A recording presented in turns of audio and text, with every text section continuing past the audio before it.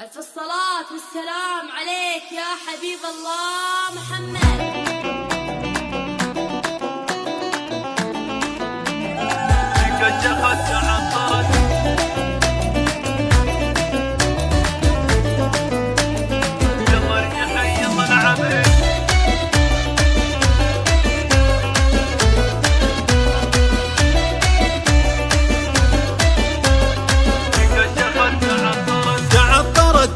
شخت كامل الزين قامت بختر والحلا مكتسيها بنت الاكابر فارقه بالميادين والورد الاحمر زارعه في يديها في زينها ضعت جميع المزايا وكل المدايح لا بدت تبتليها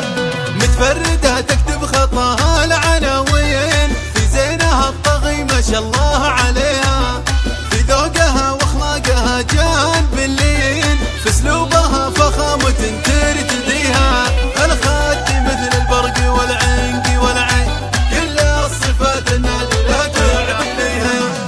قوامها ممشوق بنت السلاطين كل الجمال اليوسفيها فيها ترسم ملامحها بليات الأوين كل القصيدة العذب لايق عليها مزيونة ما هي بتحتاج تزيين نور الصباح يطل من وجهها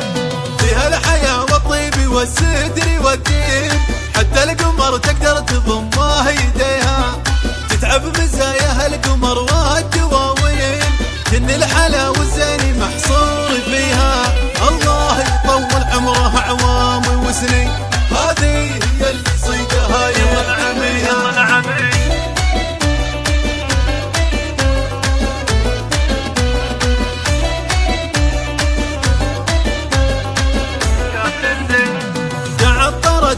شخت كامل الزين قامت بختر والحلا مكتسيها بنت الاكابر فارقه بالميادين والورد الاحمر زارعه في يديها في زينها ضعت جميع المزايا وكل المدايح لا بدت تبتليها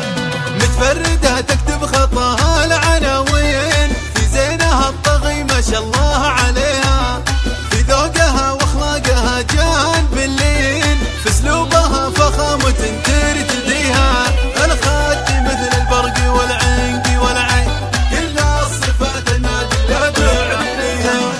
قوامها ممشوق بنت السلاطين كل الجمال اليوسفيها فيها ترسم ملامحها بليات الأوين كل القصيدة العذب لايق عليها مزيونة ما هي بتحتاج تزيين نور الصباح يطل من وجهها فيها الحياة والطيب والستر والدين حتى القمر تقدر تضمها يديها تتعب مزاياها القمر والدواوين